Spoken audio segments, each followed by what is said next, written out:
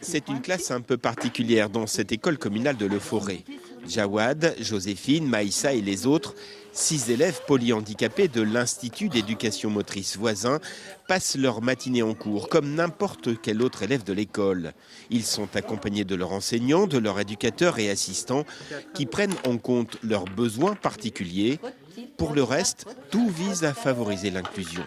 Je pense que la culture de la différence, déjà, c'est une chance pour les autres classes que nous, on soit ici. Donc nous, c'est une chance pour nous. Et encore chance, j'aime pas utiliser ce mot-là parce qu'on a travaillé pour. Mais pour les autres classes, c'est chouette. C'est les enfants qui découvrent qu'il n'y a pas que ça. Moment d'échange particulier entre tous les enfants, la récréation. Les handicaps, les différences sont gommées, de nouveaux liens sociaux se créent. Petit à petit, Joséphine s'est ouverte aux autres. Son papa a très vite constaté des progrès importants. En termes de socialisation, elle se rapproche beaucoup plus des autres, que ce soit des autres enfants ou même de nous.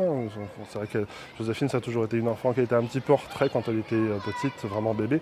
Et depuis qu'elle peut côtoyer le monde, on voit qu'elle s'ouvre beaucoup aux autres. Une seule de ces unités d'enseignement pour les élèves polyhandicapés existe dans le Pas-de-Calais. Mais grâce à la mobilisation de l'Agence régionale de santé, des communes et de l'association Casin Perrochot, de nombreuses nouvelles unités pourraient voir le jour dans les prochaines années.